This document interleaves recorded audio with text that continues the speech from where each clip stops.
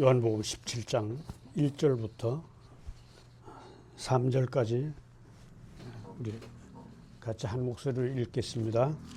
예수께서 이 말씀을 하시고 눈을 들어 하늘을 우러러 이르시되 아버지여 때가 이르렀사오니 아들을 영화롭게 하사 아들로 아버지를 영화롭게 하게 하옵소서.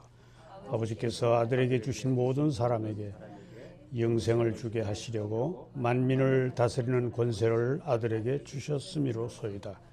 영생은 곧 유일하신 참 하나님과 그가 보내신 자 예수 그리스도를 아는 것이니이다. 아멘.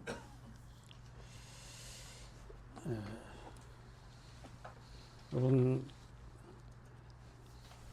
반갑습니다. 올해 들어서 첫 번째 제가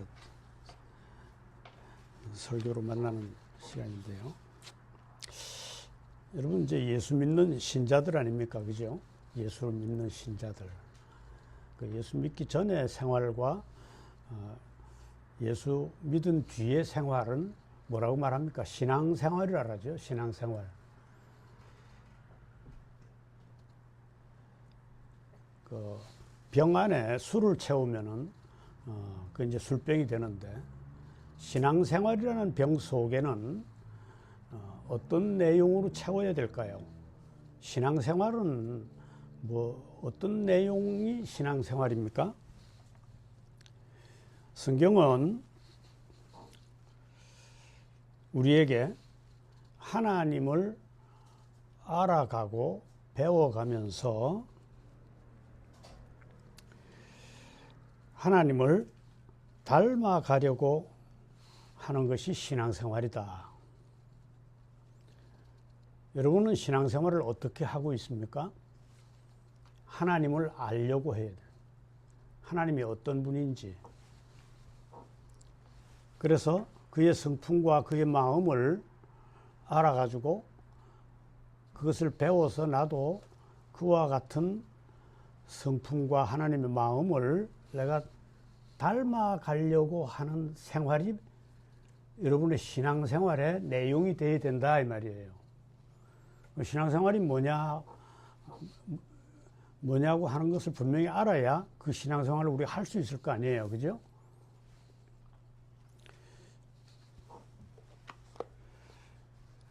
그렇다면은 하나님을 닮고 싶은데 하나님의 마음을 알고 싶은데 우리 시야에 하나님은 볼 수가 없죠.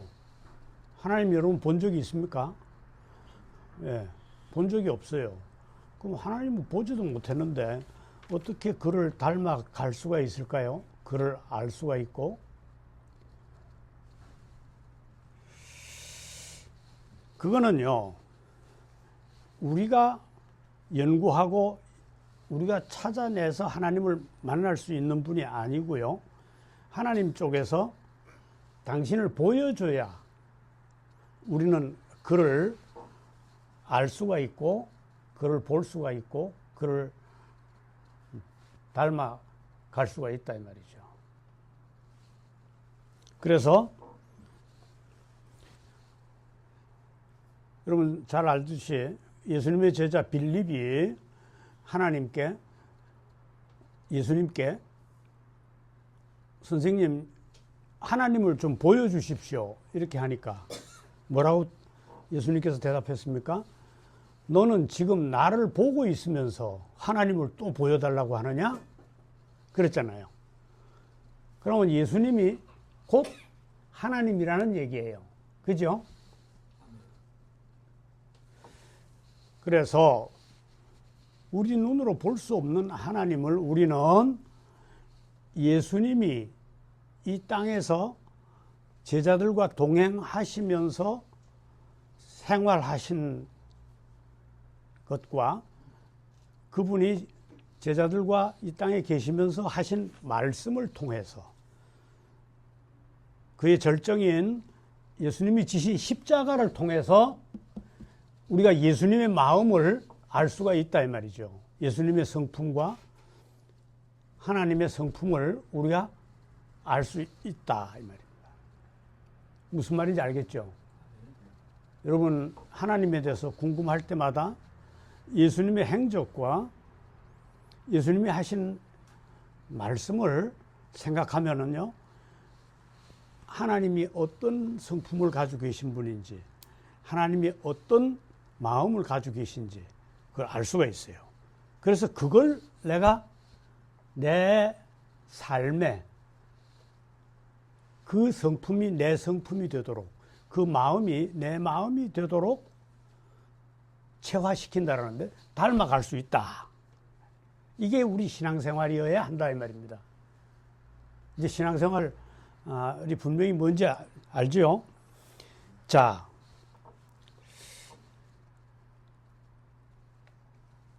그런데 예수님의 행적과 그의 말씀을 통해서 나타난 그 하나님의 성품, 하나님의 마음, 이런 것들을 보통 성경에서는 속성이다, 하나님의 속성이다, 하나님이 어떤 성품을 가지고 있고 어떤 능력을 가지고 있고 하나님에 대한 그 속성으로 이렇게 이야기하는, 속성은 무슨 말인지 좀 딱딱하게 느껴지는데요.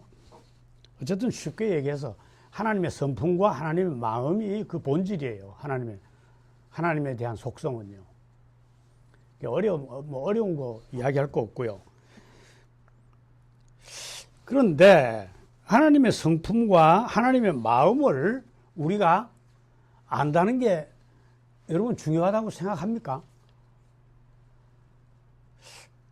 하나님은 그냥 어떤 성품을 가지고 있든지 어떤 마음을 가지고 있든지 간에 그냥 나한테 복만 주시면 좋겠는데, 내 소원이나 잘 들어주시면 좋겠는데, 이렇게 혹 생각하는 사람이 있다면은, 예수님은 성경 속에서 비유로 그런 사람 하나를 이야기합니다.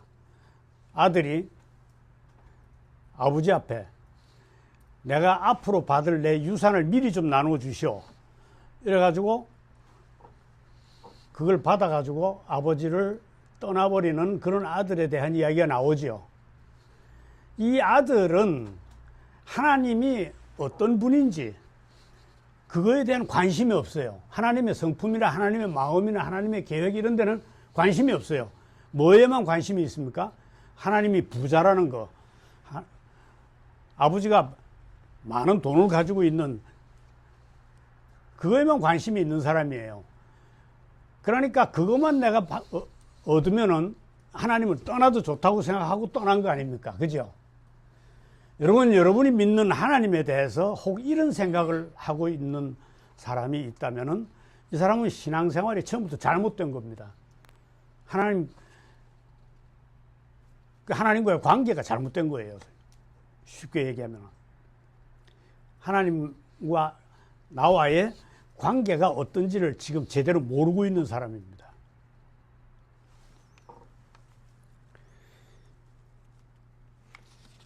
자, 하나님과 나와의 관계는 어떤 관계일까를 제대로 알지 못하면은요, 그의 신앙생활은 처음부터 바르게 잡힐 수가 없어요. 우리 개혁주의 교회, 개혁교회 중심 사상이 뭐냐? 관계입니다, 관계. 개혁주의가 뭐냐? 그러면 그 한 단어로 좀 말해봐라. 그러면 관계예요, 관계. 하나님과 여러분의 관계는 어떤 관계인지 알고 계십니까? 어려운 말로는 인격적인 관계다 이런 말 하는데 그게 무슨 말인지 잘 우리가 알기 어려운데요. 하나님과 나와의 관계는요, 아들과 아버지와 아들의 관계예요. 그러니까 이 땅에는요 많은 관계가 있습니다. 내가 우리 주재만 장로님하고 관계를 가지고 있어요. 이 관계가 어떤 것이냐 하는 것은요, 이게 인격적인 관계냐, 즉 나와 너의 관계냐, 그렇지 않은 나와 그것의 관계냐, 이 둘 중에 하나예요. 주재만 장로님이 인물이 잘생기고 또 뭐 재산이 많고 그런 것에 관심을 가지고 가지는 관계, 그것은 나와 너의 관계가 아니에요.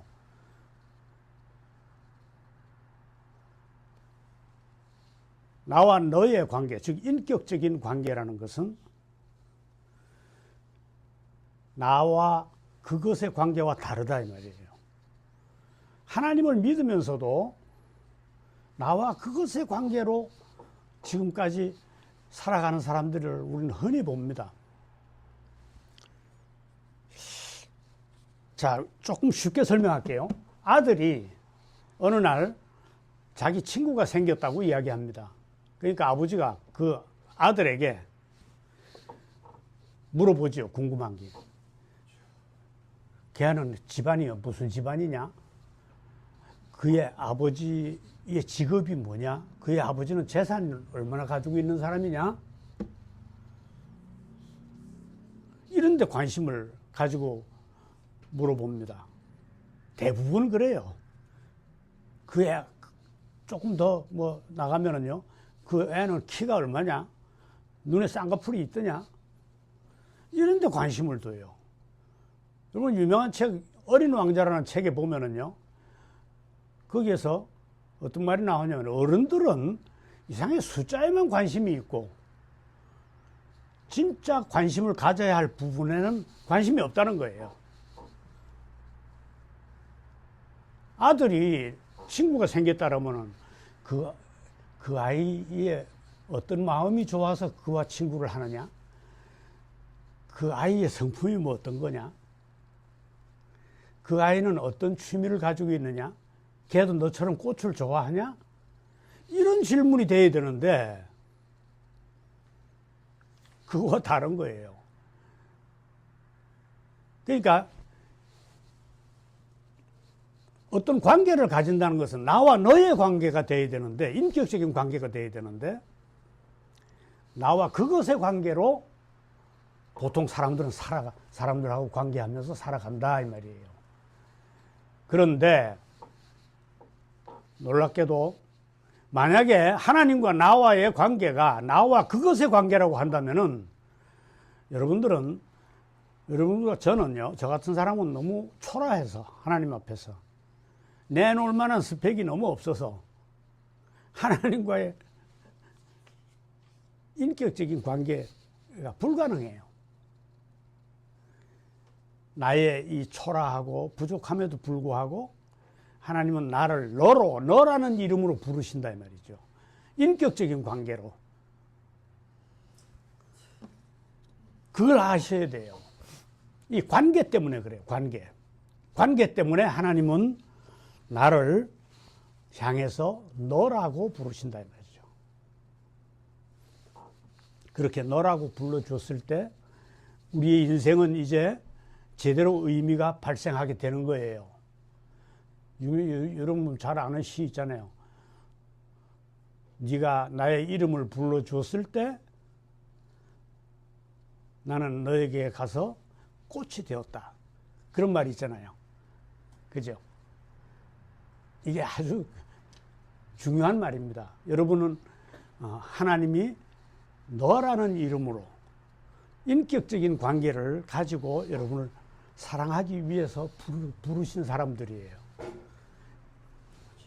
그래서 지금부터 하나님에 관해서는 여기에 기초해서 하나님이 어떤 성품을 가지고 있고 하나님이 어떤 마음을 가지고 있고 뭐 어려운 말로 하나님이 여러 가지 다양한 속성들, 하나님이 가지고 있는 그 속성들에 대해서 바른 이해를 할 수가 있게 된다 이 말이에요. 자, 그러면은 하나님의 속성을 하나님과 나와의 관계, 사랑받는 관계, 인격적인 관계를 모르고 헤맸던 한 사람이 있습니다. 종교개혁을 이루었던 루터라는 사람이에요. 이 사람은요, 하나님에 대해서 하나님과 나와의 인격적인 관계를 전혀 모르고 하나님은 죄를 지면은 벌을 주고 좋은 일을 하면은 상을 주고 하는 그 정도밖에 몰랐어요. 그게 하나님의 의라고 생각했어요. 하나님의 공의. 영어로는 justice라 그러는데 죄 있는 사람은 벌 받고 잘한 사람은 상 받고 이건 일반적으로 다 아는 그런 의예요.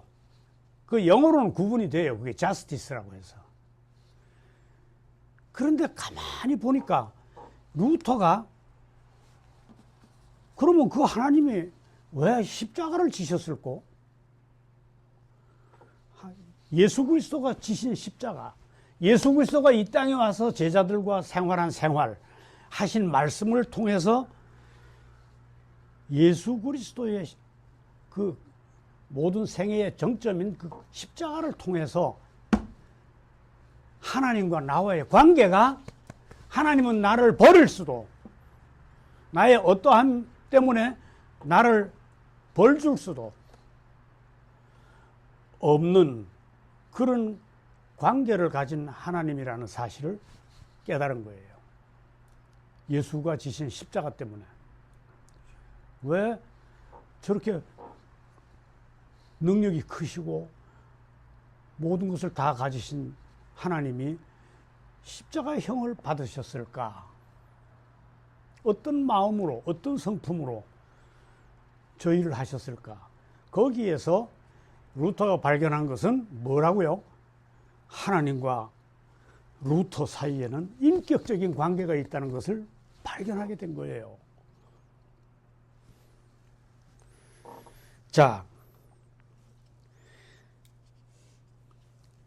그러니까 하나님의 의를 가만히, 하나님의 공의는 지금까지 참 지키기도 어렵고 두려운 것으로만 여겼는데, 그래 하다 보니까 자연히 하나님은 가까이 하기에는 너무 먼 당신이고 늘 두렵고 이런 존재였는데, 이것을 깨닫고 난 뒤에는 하나님과 나와의 관계가 그런 관계가 아니라는 것을 깨닫고, 하나님의 의는 결국은 내가 알던 그런 의가 아니고 죄인인 나를, 의롭지 못한 나를 의롭게 만드는 그게 하나님의 의구나. 영어로는 이게 구분돼요. righteousness라고 했어요. 죄인을 의롭게 만드는 그게 하나님의 의라 이 말이에요.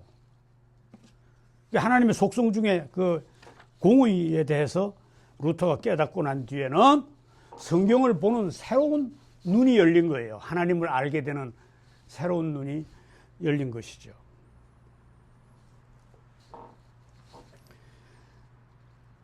여러분, 하나님께서 드러내 보이신 그의 속성들을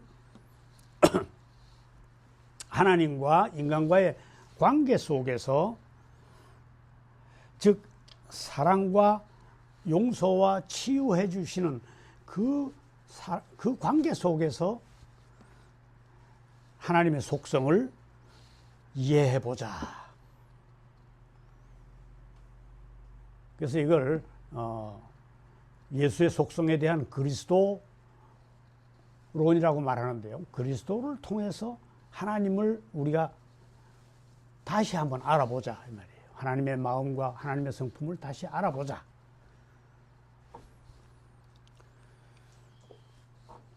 하나님이 가진 속성은 뭐 여러 가지가 있어요. 그런 것들이 다 보니까, 제대로 알고 보니까 그 속성들이 다 어느 방향을 향하고 있는지를 알아야 우리는 비로소 하나님의 진짜 마음과 하나님의 진짜 성품을 우리가 알 수 있고, 그것을 따라해서 그것을 나의 것으로 덧입고 내가 변화해서 하나님을 닮아갈 수 있다는 얘기예요.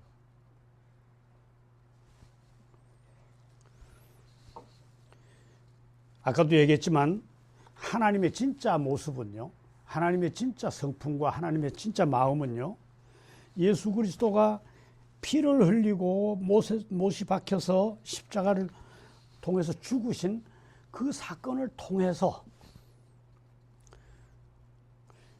즉 하나님의 진짜 속성을 우리가 바르게 볼 수가 있다. 좀 쉽게 얘기하면요, 하나님의 참 얼굴, 하나님의 참 마음, 그의 모든 속성이 어디를 향해서 어느 방향을 가리키고 있는지를 우리는 짚어낼 수가 있다는 거예요.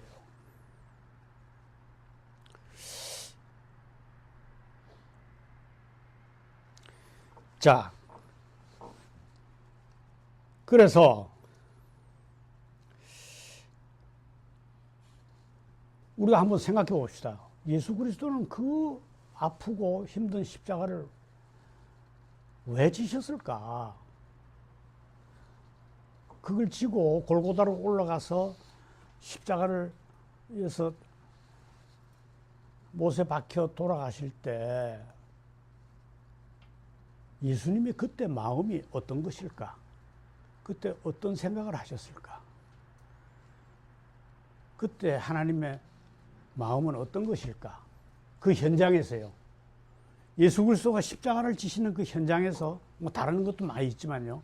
십자가가 대표적인 거니까 그 절대절명의 그 비참한 현장에서 예수님은 과연 어떤 마음을 가지고 계셨을까? 어떤 생각을 하고 계셨을까?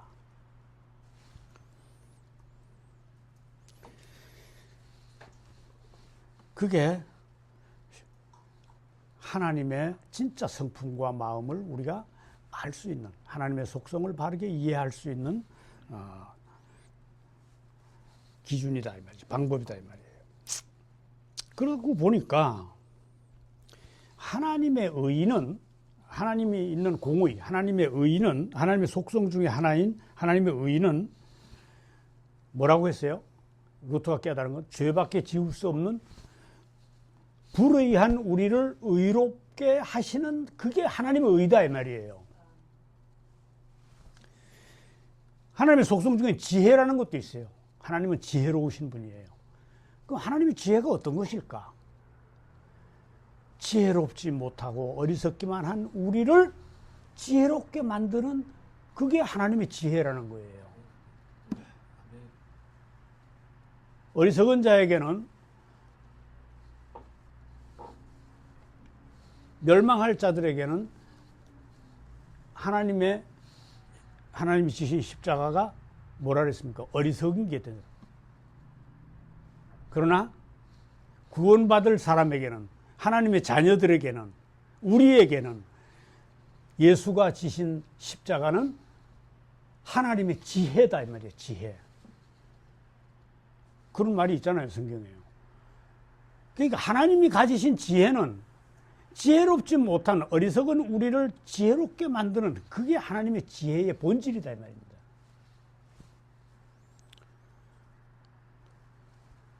전능하시다 그러죠. 하나님은 못할 일이 없이 모든 것을 다 가능, 천지를 창조하시고 자연의 법칙도 거스를 수 있어서 그것을 넘어서는 능력을 다 가지고 계시는 전능하신 분인데, 진짜 하나님의 전능의 진짜 속뜻은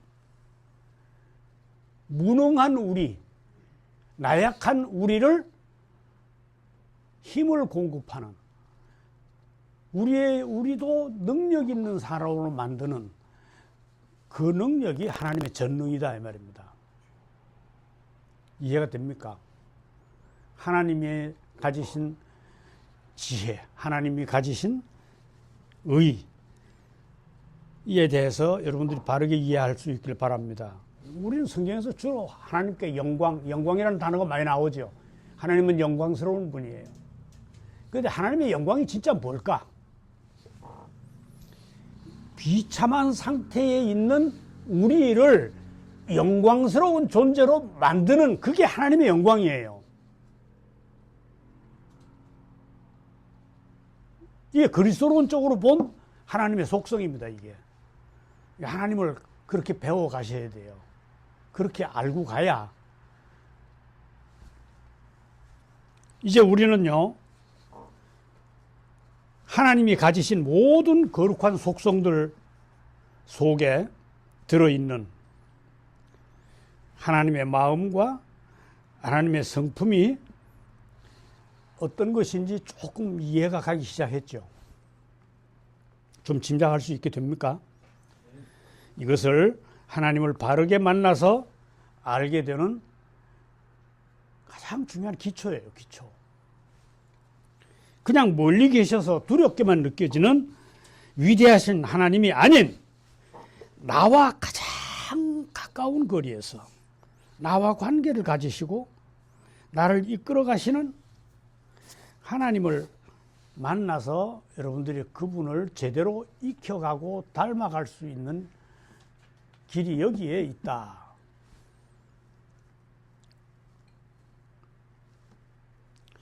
자, 우리 한번 연습 한번 해봅시다. 대표적으로 하나님의 전능성에 대해서 한번 좀 생각해 봅시다.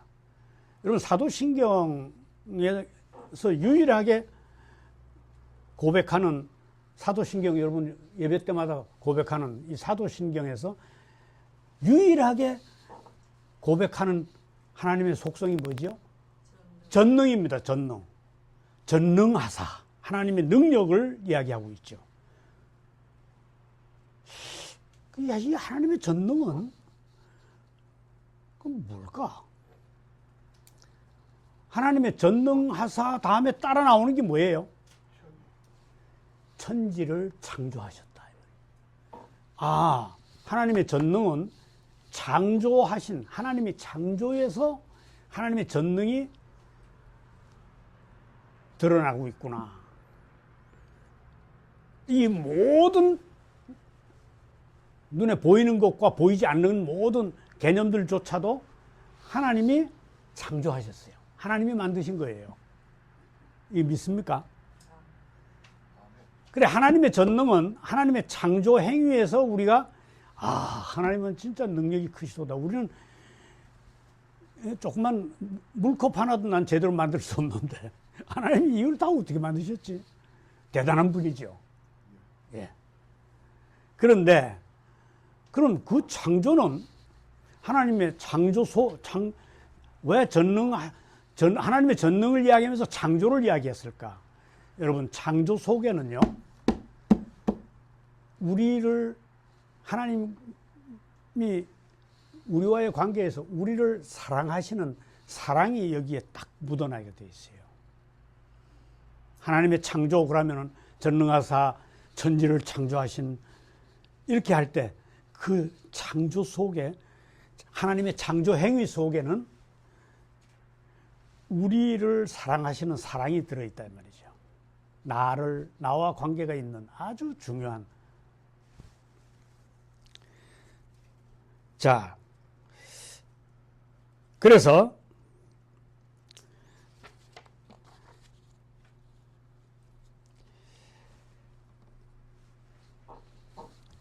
그러니까 하나님 아버지가 전능하시다 하는 말은 그분이 하늘과 땅의 창조라고 하는 믿음과는, 하나님이 이 땅을 창조하셨다, 우리는 그걸 믿잖아요. 그 믿음과 따로 떼어서 이해하면은요, 하나님의 전능에 대해서 제대로 알 수가 없어요. 하나님의 창조 기사에는요, 모든 창조는 하나님의 말씀으로 하셨지만, 잘 보세요. 사람을 만들 때는 어떻게 했어요? 그냥 다른 걸 만들 때는 하늘이 있으라, 별이 있으라, 뭐가 있으라 하는 말씀으로 그냥 하셨잖아요. 그런데 사람을 창조하실 때는 직접 당신의 손으로 만드셨어요. 그건 그만큼 하나님의 창조 행위의 모든 중점이 나를 창조하신 일에 있다 이 말이에요. 그만큼 하나님 앞에서 우리는 중요한 존재입니다. 하나님이 직접 손수 만드셨어요. 그리고는 아담을 불러서 다른 창조물, 새나 짐승들을 불러가지고, 아담 앞에 불러가지고 네가 이름을 지으라 이랬어요. 네가 이들의 이름을 지어봐라. 왜 그랬을까요? 하나님이 지으시면 되는데. 하나님이 창조하신 이 모든, 우리 주변에 이 창조하신 모든 것들이 나를 사랑하시는 방식으로 창조하셨다는 거예요. 그러니까 아담이, 여러분이 아담이 한번 됐다고 생각해 보세요. 하나님이 와서 아무개야, 니 저것들이 이름을 한번 다 지어봐라 하는 말은 이름을 그냥 지으라는 얘기가 아니고요. 그것들이 존재하는 의미를 네가 좋은 대로 한번 해봐라. 그죠? 어? 야, 하나님이 좋은 건물을 하나 탁 가져와가지고 이거 이름 한번 지어봐라 하는 말은 뭡니까? 이 집에 대해서 네 생각을 한번 말해봐라 이 말이잖아요. 예, 저거 우리 집이 됐으면 좋겠습니다. 그렇게 하면 자기 집이 되는 거예요. 아담에게 굉장한 특혜를 베푸신 거죠. 그죠? 아담에게. 그러니까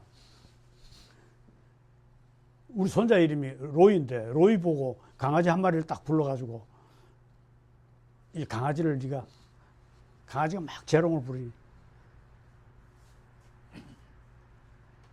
그 로이는 그걸 뭘 생각하면서 이름을 지을까요? 앞으로 나를 즐겁게 맨날 재롱을 잘 부려봐 이런 식으로 생각할 거 아니에요. 그죠? 어? 그 새를 한 마리 가져왔다고 합시다. 야, 넌 좀 내가 듣기 좋은 그 노래를 한 번씩 지적해봐라. 아담은 그렇게 이름을 지을 것 같아요. 이건 뭐 제 추론입니다만은 여기서 우리가 알 거는요. 그 어마어마한 것들을 창조해 놓으시고 그 창조물들을 아담을 위해서 이것들을 창조하셨다는 것이 여러분 짐작이 됩니까? 여러분, 우리를 둘러싼 이 모든 하나님의 창조물은 나를 사랑하시는 하나님의 방법이 이 속에 들어있다 이 말이에요. 그러니까 얼마나 하나님은 사람을 귀한 존재로 사랑하시는지를 우리가 알 수가 있습니다. 그래서 하나님이 전능하시다 하는 이 말은 뭐든지 보통 보면은 아유, 하나님은 못할 것이 뭐든지 다 하실 수 있는 분이다. 이 정도로 머물러서는 안 돼요. 그런 능력은 아무거나 할 수 있는 능력은 잘못 행사되면은 어떻게 해요? 깡패처럼 폭력을 행사할 수도 있고 독재자처럼 폭력도 행사할 수 있고 그럴 거 아니에요. 그죠? 이 하나님의 능력은 하나님이 나를 사랑하시는 방식으로 쓰시는데 그 방향이 잡혀 있다 이 말이죠. 하나님의 전능은. 한번 예를 한번 들어볼까요? 모세가 백성들을 이끌고 홍해 앞에까지 나왔어요. 뒤에서는 다시 애굽 군대가 모세와 이스라엘 백성들을 체포하기 위해서 뒤에 따라오고 있습니다. 앞에는 홍해가 흐르고 있습니다. 홍해는 헤엄쳐서 건널 수 있는 수준이 아니잖아요. 그럼 하나님이 물을 창조하실 때 높은 데서 낮은 데로 이렇게 흐르고 이런 법칙을 지어가지고 물을 창조하셨을 거 아니에요. 그죠? 그런데 하나님은 자기가 창조한 그 법칙도 그 법칙에도 잡히지 않아요. 하나님은. 당신이 만들어 놓은 그 자연 법칙인데도 불구하고 그거를 필요하면은 뭐에 필요하면은 나를 사랑하는데 필요하면은 그 법칙을 어겨서 물이 더 이상 흐르지 않고 앞에서 딱 끊어지도록 만든다 이 말이죠.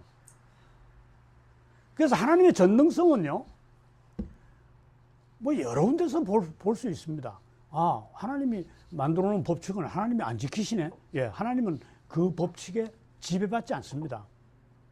자연 법칙. 우리는 자연 법칙에 지배받지 않을 수가 없어요. 그러나 하나님은 그 능력을 가지고 계시는데 그 능력을 어떤 데 쓰시느냐? 나를 사랑하실 때 쓰신다 이 말이죠. 나를 사랑하시는데, 여러분을 사랑하시는데 하나님은 이 전능을 사용하신다. 또는 하나님은요, 그 전능하심을 쓰시는 데만 쓰지 않고 쓰지 않는 데도 쓰십니다. 우리를 사랑하기 위해서는요. 그죠? 십자가에 매달리셨을 때 얼마나 고통스러웠겠습니까? 당장 하늘에 있는 군사를 불러내서 로마 병정들을 일시에 쓸어버릴 수도 있잖아요. 그런 능력을 가지고 계시잖아요. 그런데도 그 전능을 우리를 사랑하시는 까닭에 쓰시지 않고 유보하셨다 이 말이죠. 하나님의 전능은 이런 면에서 이해를 해야 돼요. 이런 게 연습이 되고 그 속에서 하나님의 진짜 성품과 마음을 우리가 찾아서 이거를 내가 내 성품으로 바꿔야지. 해야 우리의 신앙생활 속에서 우리가 하나님의 모습으로 변화되어 간다 이 말입니다. 마침내 예수의 모습으로 우리는 닮아갈 수가 있다 이 말이에요. 자,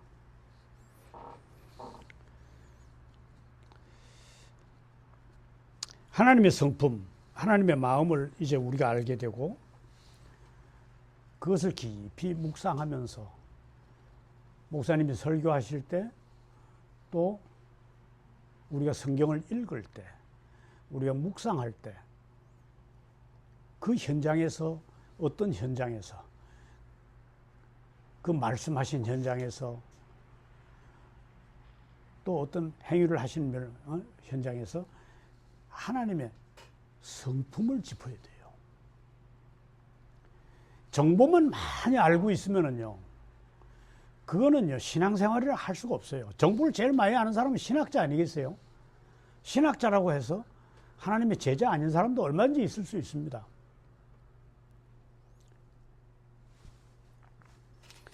자, 단지 하나님의 성품을 또 지식적으로 아는 데만 그치면은요, 그건 아무 의미가 없어요. 그건 신앙생활을 할 수가 없어요. 그를 모방하고 닮아가려고 애를 써야 돼요. 그래서 그를 알고 그의 성품을 알고 그의 마음을 알아서 이제 우리가 그를 닮아가려고 하는 것이 우리 신앙생활의 내용이 되어야 한다. 이번 처음부터 한 말이죠. 처음에 하나님은요, 우리를 어떻게 지으셨다 그랬어요? 당신의 형상으로 지었다 그랬어요. 당신의 성품과 당신의 마음을 가진 모습으로 우리를 지으셨어요. 그런데 우리는 죄에 빠져서 이 좋은 것들을, 이 아름다운 것들을, 이 거룩한 것들을 몽땅 다 털어먹어 버렸어요. 없애버렸어. 우리 속에서. 하나님의 성품이라고는 찾아볼 수가 없도록. 하나님의 마음은 털끝만쳐도 남겨놓지 않고 다 잃어버렸어요. 파산한 거죠.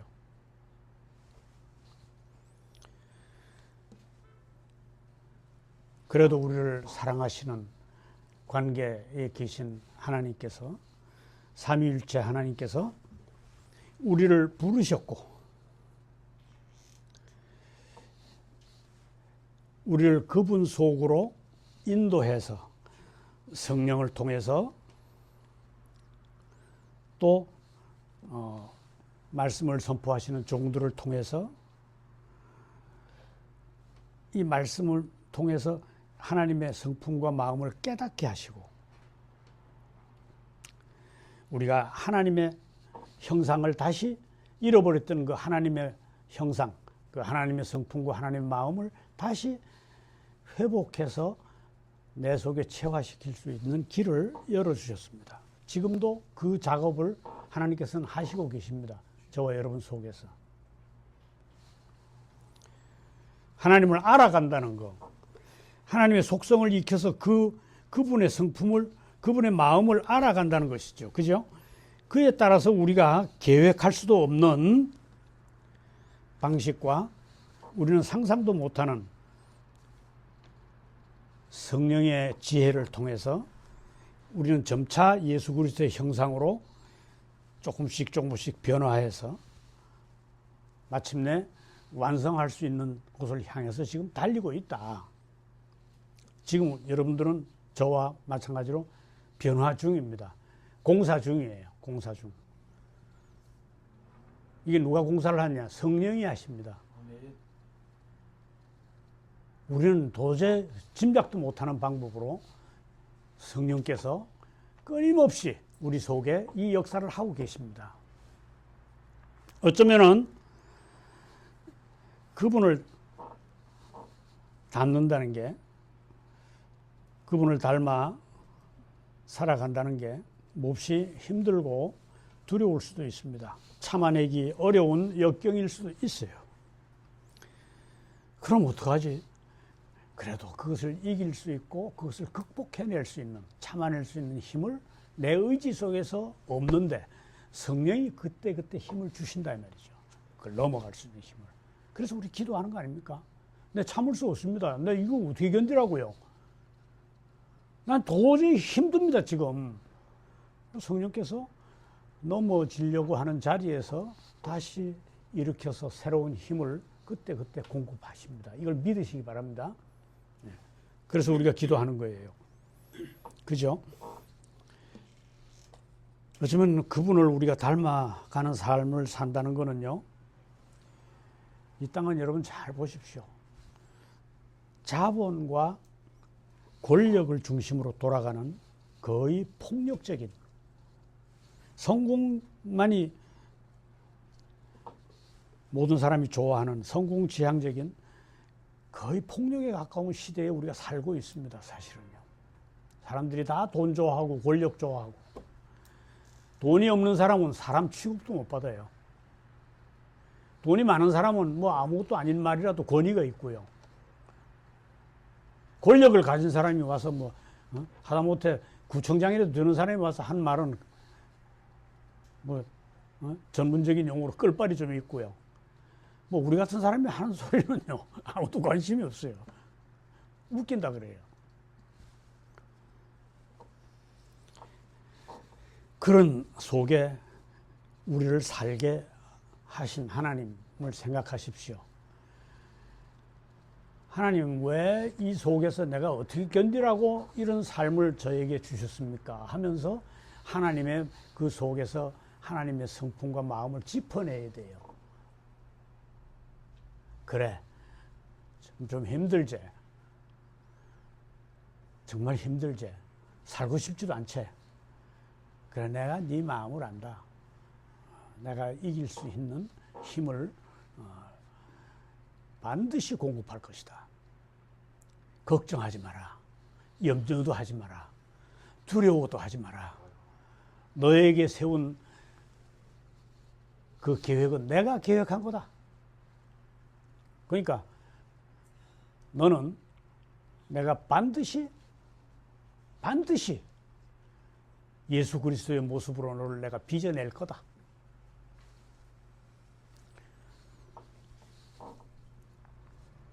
고난일 수 있습니다.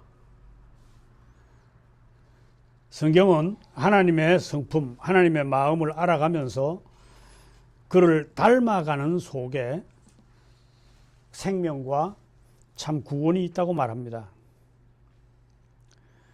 그건 우리가 이 세상에 살지만 이 세상에 속한 사람이 아니라는 뜻입니다.